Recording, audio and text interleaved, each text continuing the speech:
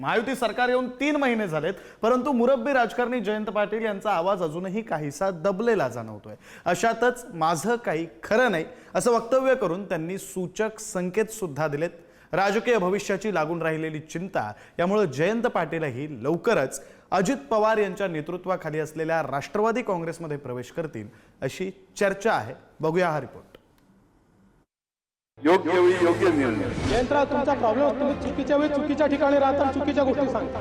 माझी गॅरंटी घेऊ नका। जयंत पाटील शरद पवारांच्या राष्ट्रवादीचे प्रदेशाध्यक्ष। सध्या जयंत पाटलांच्या मनात चाललंय काय? विरोधात त्यांचा जीव रमत नाही का असा सवाल उपस्थित होतोय। यामागचं कारण त्यांनीच केलेलं एक विधान, माझी गॅरंटी घेऊ नका, माझं काही खरं नाही असं वक्तव्य केल्यानं चर्चांना उधाण आलं। दरम्यान या विधानानंतर जयंत पाटलांनी सुद्धा तातडीनं स्पष्टीकरण दिलंय। माझी गॅरंटी घेऊ नका, माझं काही खरं नाही। कारण काय, तुम्हाला माझ्या मनात शंका असल्या, माझ्याबद्दल शंका असल्यामुळे तुम्हाला आम्ही देणंही जरा धोक्याचं आहे। विधानसभेच्या निवडणुकीच्या निकालानंतर महायुतीला प्रचंड यश लाभल्यानंतर जयंत पाटील साहेबांचा नाराज आहे ते नक्की। मला एकदा ते नागपूरला बोलून त्यांनी दाखवलं होतं, मुश्रीफ साहेब माझं मन कशात लागत नाही असं ते म्हणाले होते। मला काय वाटतं की 5 वर्ष ही सगळं टिकवणं, पक्ष टिकवणं सत्तेत नसताना हे फार अवघड गोष्ट आहे। मला वाटतं त्यांना त्याची कल्पना आली आणि जाण आली असावी। जयंत पाटील कधीही पक्षांतर करू शकतात अशा वावड्या उठत असतात। अर्थात या वावड्यांना हवा देणारं विधान खुद्द जयंत पाटील नेहमीच करताना दिसतात।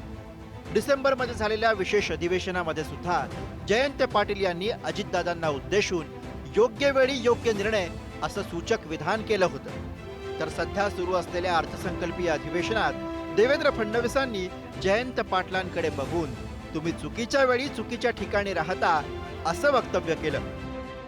आमदार झालो त्यावेळी दार येऊन किती लक्ष आहे बघा माझ्यावर।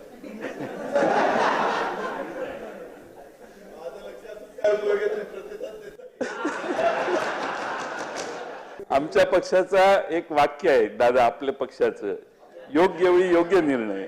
जयंतराव, तुमचा प्रॉब्लेम तुम्ही चुकीच्या वेळी चुकीच्या ठिकाणी राहता आणि चुकीच्या गोष्टी सांगता। योग्य गोष्टी योग्य लोकांसोबत योग्य वेळी सांगितल्या तर त्या कार्यान्वित होतात।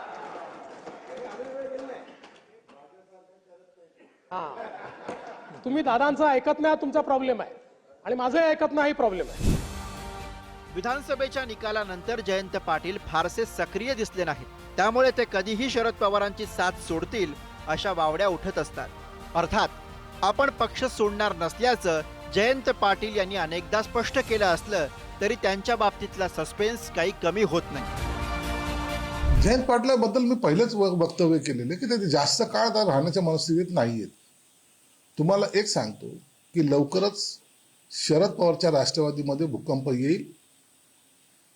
जयंत पाटील हे तुम्हाला अजितदादाच्या राष्ट्रवादीमध्ये सामील झालेले दिसतील। नाही, आता जयंत पाटील मोठे नेते आहेत, एका पक्षाचे प्रदेशाध्यक्ष आहेत। जरा आजकाल त्यांची नाराजी थोडी बहुत दिसते आहे। काय म्हणजे असं जाणवत आहे त्यांच्या बोलण्यातून, पण त्यांच्या बोलण्याचा अर्थ नेमका काय हे आपण अंदाजच बांधू शकतो। फार सिनियर आहेत, 8 वेळचे आमदार आहेत, अनेक त्या पदावर काम केलेलं आहे। आता त्यांना काय अपेक्षा आहे? यापेक्षा मला वाटतं हे सगळ्या वावड्याच ठराव्यात, या सगळ्यामध्ये काही तथ्य नाही।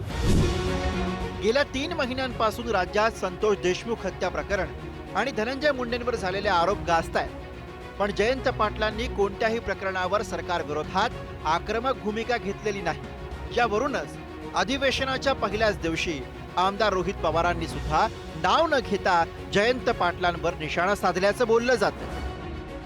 अख्खा महाराष्ट्र या सरकारवर नाराज आहे आणि विरोधी पक्षावर सुद्धा नाराज आहे। कारण लोकांचा आवाज बनून लोकांच्या बाजूने त्या ठिकाणी कुणीही लढत नाही। अनेक अनुभवी नेते त्याच्यामध्ये आहेत, अनेक वेळा मंत्री राहिलेले नेते आमच्याकडे आहेत, पण आज या सरकारच्या विरोधात लोकांच्या बाजूने बोलताना फार कमी नेते त्या ठिकाणी दिसतात। आज लढण्याचे दिवस आहेत, शांत बसण्याचे नाहीत। त्यामुळे आज अख्खा महाराष्ट्र नाराज आहे आणि त्यात मी सुद्धा नाराज आहे असं बोलायला काय हरकत नाही। जयंत पाटील अस्वस्थ आहे ते 100% खरं आहे, आणि ज्या पद्धतीनं रोहित पवार हे त्या ठिकाणी वागतायत त्यातनं जयंतरावांसारख्या एका सिनियर नेत्याचा निश्चितच स्वाभिमान दुखावला गेलाय हे त्या ठिकाणी स्पष्टपणे दिसून येत आहे. आणि त्यातनं उद्या एखादी राजकीय घडामोड झाली तर आश्चर्य वाटायला नको. सध्या मंत्रिमंडळात एक जागा रिक्त आहे. जयंत पाटलांसाठी सरकारमध्ये ही एक जागा रिक्त ठेवण्यात आल्याचे दावे केले जात आहेत. त्यामुळे जयंत पाटील योग्य वेळी करेक्ट कार्यक्रम करणार का हे लवकरच स्पष्ट होईल. ब्युरो रिपोर्ट, पुढारी न्यूज.